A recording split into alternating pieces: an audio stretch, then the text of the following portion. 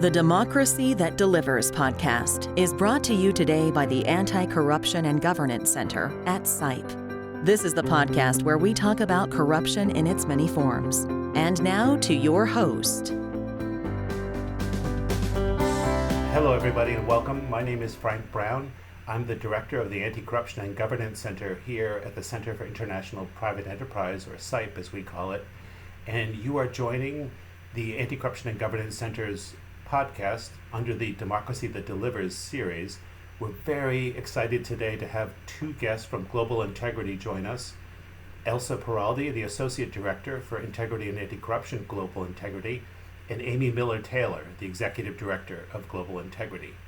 As many of you may have heard, Global Integrity is winding up its operations in the near future, and we wanted to take this chance to get a snapshot from both Amy and Elsa of Global Integrity's legacy, as well as the reasons for the wind up and any sort of cautionary tales for other NGOs out there. First, I'll give you a bit of background about the organization. So, Global Integrity was established on the belief that transformative change requires deep local expertise and bringing those voices and knowledge to the global level. It announced last month that it would be closing after more than 18 years of dedicated service to the open governance movement. For nearly 2 decades, Global Integrity has been committed to the fight against corruption, continuously striving to enhance public service delivery outcomes by producing cutting-edge research, strengthening local responses, and building an extensive global network of governance reformers. The organization has worked on various projects around the world, and in 2012 co-founded the Open Gov Hub in Washington, D.C. as the world's first innovation hub for governance reform. And CIPE joined a few years after that, and it's been a tremendously productive way for us to mainstream our anti-corruption activities by being members of the Open Gov Hub. With that, I'd like to welcome Elsa and Amy. Welcome. I wanted to start off with obviously the biggest news regarding Global Integrity in some time. It's sad news. But I think the overarching anti-corruption community has been extraordinarily supportive and warm and understanding and looking for lessons to be learned from your closure. But I wanted to right off the bat ask you, why are you closing, and what are sort of the practical dimensions of that? Thank you, Frank. I'll try to stop to answer that. So over the past few years, Global Integrity's grant and contract revenue has been in decline, including operational support. And of course, the global pandemic didn't help. The co-working and event space that you mentioned that we operate with Development Gateway and RX Venture, the Open Gov Hub, lost a lot of money during that period. And of course, shifts in strategies and funding priorities from donors resulted in several long-term partnerships coming to an end. So how did we respond to these different scenarios that we're developing? Well, Global Integrity responded by investing in external business development to help sharpen our value proposition, carry out donor prospect mapping, and developing fundraising collateral. We also redesigned and stabilized the business operations of the Open Gov Hub and improved our true cost recovery through program grants and contracting services. And in the past 6 months, we implemented an ambitious fundraising plan, but in the end, unfortunately, we were unsuccessful in securing the sufficient revenue to continue operations have keep going. So we decided that the responsible thing to do was to focus on a wind down process that honors Global Integrity's work and legacy. And that's where we're putting our energy now and to the end of the year when we close. And so, just one very practical question. As somebody who's used the Open Gov Hub in the past, which, to describe to the listeners what that is, it's a open space, a floor of a building in the center of Washington, D.C., where many smaller NGOs that pursue anti-corruption work and governance work generally gather and work, and most importantly, from my point of view, socialize and network and brainstorm. How many folks overall are in that space? More than 70 governance reform organizations are members. That's 70. That's really impressive. And I know CIPE itself has benefited tremendously by exposure to all these different groups. because we, for years, were sort of located in our democracy-oriented bubble or business-oriented anti-corruption world and didn't spend that much time with groups like Accountability Lab or Global Integrity staff themselves. So at their peak, I understand we had 17 people working for you. Is the OpenGov Hub as a facility at risk? Will that continue?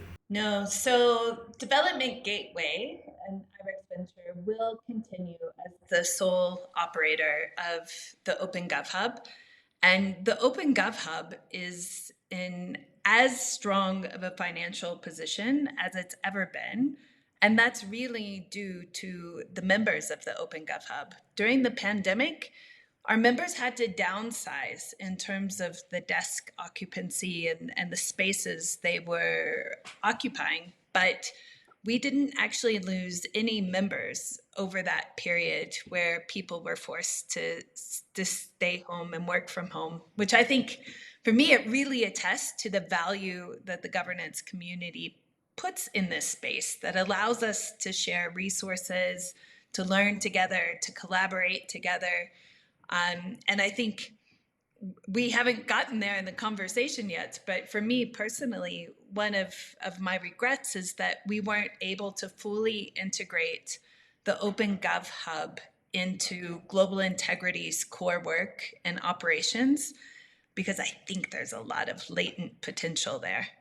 And I think, Amy, thank you very much for that context. I think it's important to note, again, for listeners, that the anti-corruption sort of community and the work that we do as a profession is really quite young, and it's only now becoming formalized. And there still is no professional association, for example. There's no formal occupation or certifying board. It's a young profession, and so much of it is defined and nurtured and grown and strengthened in an environment like the OpenGov Hub. So it's hard to overstate like the vision and the importance of creating OpenGov Hub. And I wanted to see if you could talk a little bit, Amy, you touched upon this, if you could talk a little bit about what you might have done differently had you known that this crisis was looming, and specifically regarding tapping into the communal resources of the OpenGov Hub. Well, we did do a lot, right? As Elsa said, we knew that the global integrity and our business model needed to be updated. And we worked to define a transformation strategy. We put together the sustainability plan. And then we crossed our fingers and hoped that we would have the financial runway that we needed to see this through to implementation. And a few months ago, when it became obvious that we weren't going to be able to continue operations through the end of the year unless there was a significant change, we kind of fully pivoted towards a kind of crisis response mode. We outreached to all of our current partners and donors to engage them in the response. We doubled down on outreach to new business development opportunities. We engaged with our peers to explore strategic partnerships and affiliations, and we even implemented some administrative consolidations that helped to reduce our professional service fees. We took the really hard decision to reduce personnel time, to extend the financial runway, give ourselves a bit more time to try to realize this vision that we had for the next phase of global integrity.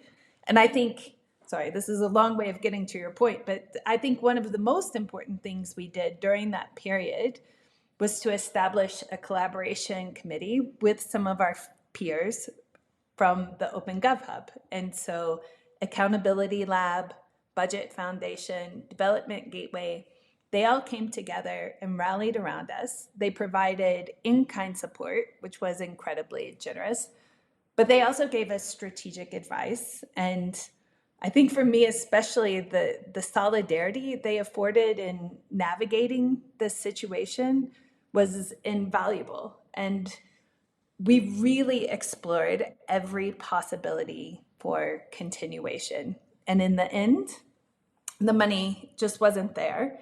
And we had to take the difficult decision to close. And of course, with retrospect, I wish that we had, at the beginning of my tenure, rather than prioritizing the business development and resource mobilization efforts, I think what we really needed to do was take the time to define what that kind of strategy was that was going to take us in a direction and on a path towards sustainability, because we did the resource mobilization work. And I think we were always going to have limited success because we hadn't addressed some of these barriers with the strategy and the business model that we needed to address. Amy, that's quite helpful. And just to remind folks who may be tuning in midway, we were just listening to Amy Miller Taylor, the executive director from Global Integrity, who's joining the podcast, along with Elsa Peraldi, the associate director for integrity and anti-corruption with Global Integrity, and they're both joining us just a few weeks before Global Integrity is set to wind up its operations. Before we get to the legacy of Global Integrity, I had one more sort of overarching question regarding sources of funding and donor postures and the sort of ways in which funding flows from the large, often government oriented funders as well as private foundations, and the degree to which that's a good fit. So, in other words, if you look at Global Integrity's situation and what's happening to Global Integrity, is there a lesson to be learned for donors in how they support or don't support valuable elements of the anti-corruption world? We have seen a trend in localization, and I think one of the main challenges international organizations are trying to grapple with is figuring out our role in this localization movement. Um, so one of the things we could have done better, we could have done a better job in centering our role on shifting power as an international DC-based organization in the context of locally led development. And we started this work. We were transferring programs like the African Integrity Indicators and the Cuyenda Collective, it's a consortium working on system strengthening around education, and transferring those programs to locally based partners in Africa. Still, many local governors reformers are struggling to find the resources they need. Even though the pledges from donors and the shifting strategies, the resources are still not there. And we need more investment in the anti-corruption and open governance field as a cross-sectoral issue. um, it is more sexy to talk about education or health, and you see more outcomes, how many schools or hospitals you being built. But anti-corruption needs to be integrated into programming of other development outcomes such as health or education, because corruption corrodes the entire system and institutions. So the progress that you can achieve with investments in these other sectors will be limited because you aren't addressing one of the root causes of why you're not achieving those outcomes. So anti-corruption needs to be at the core as well. But it's not only about funding. We also need allies who can provide connections, accompaniment, and solidarity to local leaders of governance reform for the long term. This is an investment that it's long term. You won't have short term outcomes immediately. It requires a long term vision investment. So, Elsa, that's fascinating because that's something I often run into, is that mentality that corruption is some sort of disease that needs to be cured or is something that needs to be eradicated, that we can somehow aim for zero level corruption, when I over the years have come to the conclusion that it's part of the human condition. Just as there will always be people stealing and committing all sorts of violations of social norms and criminal codes, that will never go away. The same is true of corruption. And so, to your point about the necessity of taking a long-term view, that's the healthy way to look at this. Otherwise, I think we risk breeding cynicism by those people who actually live in highly corrupt environments because they know it's not going away. And if we come into a place talking about zero tolerance, very quickly we lose credibility.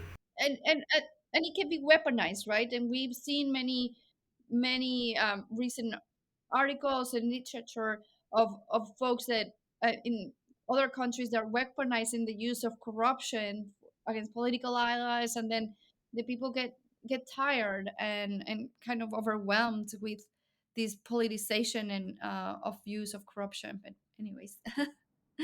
And so I wanted quickly to pivot with both of you to a question about Global Integrity's legacy. And so you look back at the 18 years of your work. You look back at your peak. You had 17 employees, and your sort of global footprint. What are the big takeaways? What are you most proud of? And what elements of that work do you believe is absolutely necessary to continue? I believe Global Integrity made very meaningful contributions to a better connected anti-corruption and open government movement, and also making learning and evidence-based key components for reforms that are driven by local leaders. And as an organization deeply committed to learning, we felt the best way to honor our work and legacy was sharing what we've learned with and from our partners over the past 18 years. So the idea is that we've actually attempted to consolidate Global Integrity's learning into 4 key lessons. And we want to share those through a social media campaign, Learning with Integrity. But we don't want it to only be around sharing what Global Integrity has learned as an institution. The idea is that we can also mobilize the Global Integrity community so that individuals can share their personal reflections of what they've learned in their own struggle to advance more just, equitable, and accountable societies, so that we continue learning together, which is, of course, something that Global Integrity is deeply committed to. And we want to, I guess, foster this spirit of learning and growth that we hope will continue after Global Integrity's closure. So to that point, I've always been skeptical of training and learning, and perhaps that's reflected in my overall ignorance about lots of things. But I think in this anti-corruption space, I've always been skeptical of something that we sometimes fall victim to, which is seeing training in itself and imparting knowledge in itself as a goal and an accomplishment. Because at least at SIPE, I try to remind the folks on my team who work on anti-corruption that unless the incentives are in place for behavioral change, then maybe we shouldn't even embark on this journey. But I should add that one of my first big encounter with Global Integrity was with one of your former colleagues at the Open Gov Hub one evening with Diet Coke and a couple other colleagues from SIPE and Global Integrity on a big whiteboard mapping out the theory of change behind our rapid response programming, which has become one of our signature efforts at SIPE. And he was able to really pull apart in a somewhat painful process what the sort of intellectual kernel was of this rapid response work, which we'd always just sort of was based on assumptions and sort of anecdotal feelings about different things. But he drilled down to the point where we arrived at a theory of change that has continued to sort of fuel that work for years afterwards. And so I could see in that moment the value of learning for me very personally. And so my question to you is what institutions or people will continue that legacy in your mind? Like, where should we look for that leadership? So we've actually tried to, in this kind of compilation of learning, not only share what it's looked like in practice with the different partners who are progressing these different reform initiatives, but we've also signposted who you should be speaking to around, whether it's localization or systems change or how to have effective data use or how to create community infrastructure. So we hope that we can also signal and amplify and elevate some of those partners who we think are really kind of leading the way in how you put some of this learning into practice. And I think, from a Global Integrity perspective, our strength is our ability to facilitate those learning conversations and connect the dots across actors and geographies and issues. And if there's a hard lesson learned there, I think it's that sometimes it felt like we were doing a little bit of everything with everyone everywhere. And it makes it difficult to know when to say no, to maintain that strategy coherence, and also to really clearly communicate our unique value add. And so I think we're going to learn a lot as we hear back from partners as part of this campaign as well. And Amy, when you say learning to say no, meaning to reduce or cut off funding from programs that aren't as effective as some other programs, or what? Yeah, I mean, I think if you're doing systems change work, you need patient, flexible funding. And after Global Integrity's kind of core partners, some of those fell away, we didn't identify an alternative source of unrestricted funding. So that meant a lot of our funding was coming from short-term, reimbursable consultancy contracts and projects. And that's useful to keep the lights on, but it's not going to resource that mission critical work around learning and adaptation and systems change. And so I think what we really needed was a flagship product or offering that we could package and monetize to do that mission critical work. And then how do you make that case to donors that funding should go towards system change, learning, adaptation? How do you create that narrative in a way that makes an organization sustainable? Or maybe we haven't figured that out yet. I don't think we have, but I do think that a lot of the investment that was going towards building activities in the anti-corruption and open governance movement, it seems like some of those funders are moving away from those strategies. And for me, that's really deeply concerning, because that's what allows this kind of community infrastructure like the Open Gov Hub for governance reformers to exist and thrive. That's what incentivizes the kinds of strategic partnerships and administrative consolidations that don't just kind of try to replicate private sector practices where it's around consolidating resources and power, but really around how the different actors in the movement can work more efficiently and impactfully together. That's the kind of funding we need. It's also the kind of funding we need to look beyond the kind of coordination mechanisms and introducing the accountability mechanisms and the peer support to make sure that we're acting in the interest of the movement and not in our institutional interest. And so those kinds of field building resources that are really looking at how we operate as a movement versus as individuals, I think are what's needed more now than ever to ensure that the anti-corruption and open governance movement does remain resilient. I mean, so that's absolutely, for me anyway, a fascinating topic, because I see so often that there are institutional drivers, including in organizations like SIPE, that push for us to have a degree of independence and autonomy from other peer and competitor institutions that undermines what you're talking about. So there are all these powerful forces working against us cooperating with our peers, to be very candid. And there are good reasons for those forces to exist, but they're ultimately somewhat destructive and undermine the overarching, what we're trying to accomplish.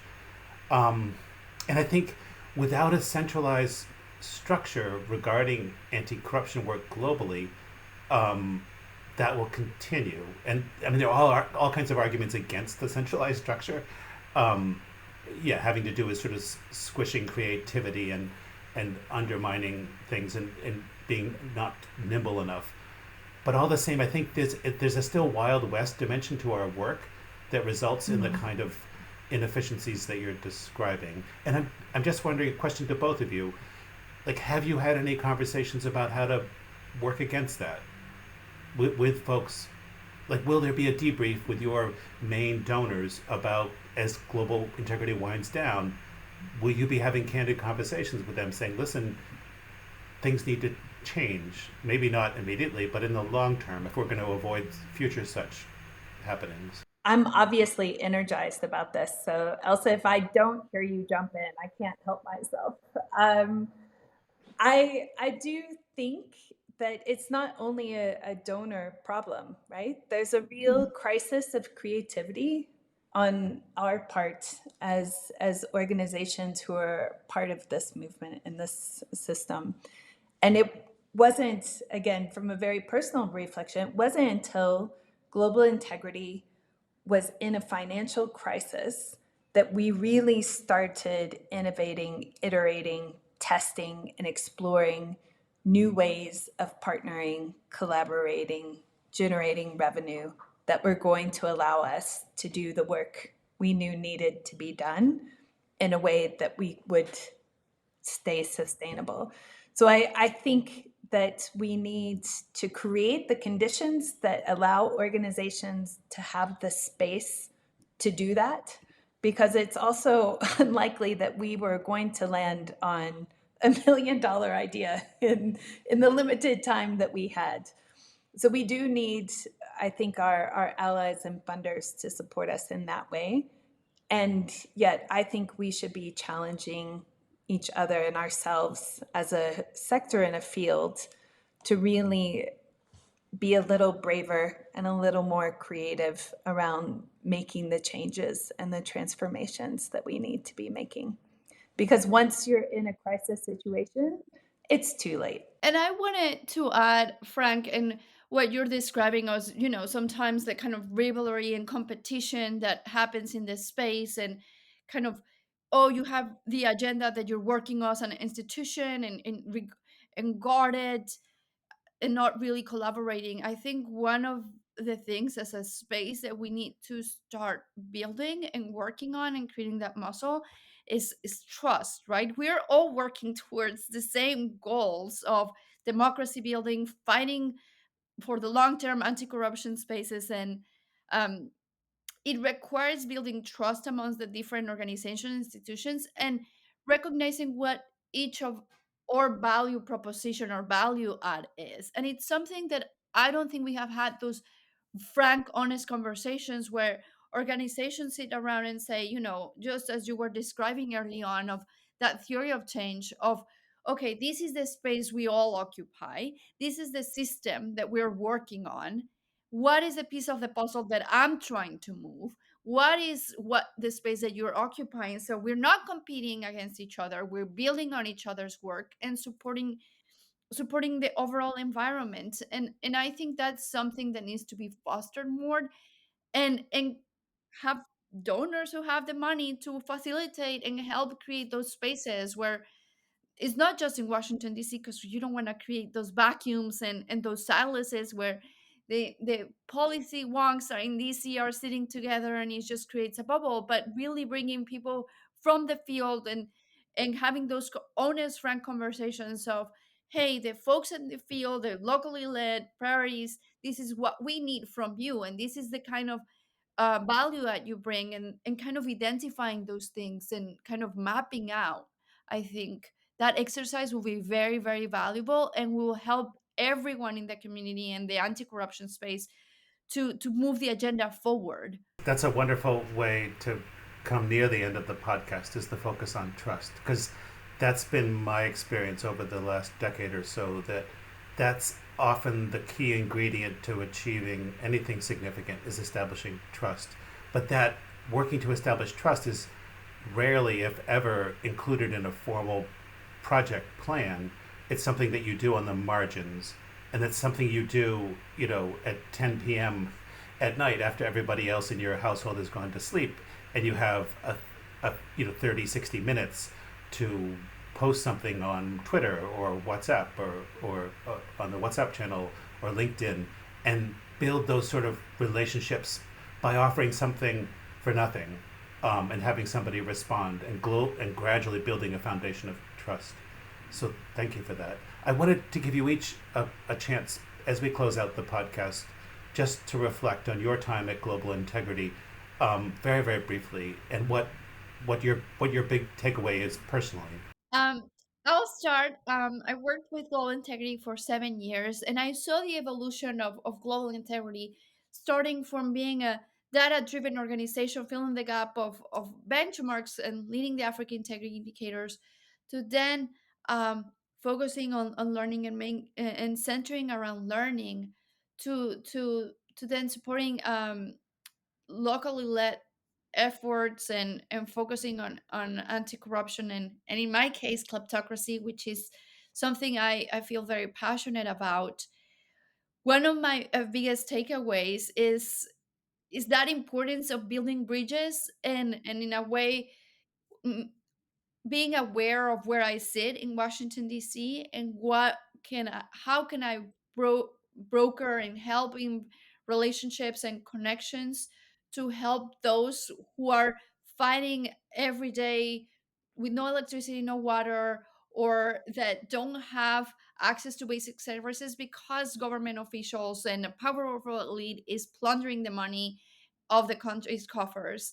And how can we all work together to help everyone in this space, because it also affects how people in Ohio are not having access to affordable houses because trust funds and hedge funds are buying these houses, etc. So it's such a interconnected, complex challenge, that one of my biggest takeaways is this work is about people, and that the work that gets done is by the relationships that we build, by the trust that we build, the connections that we do, and having that mindset of that we are all in it together.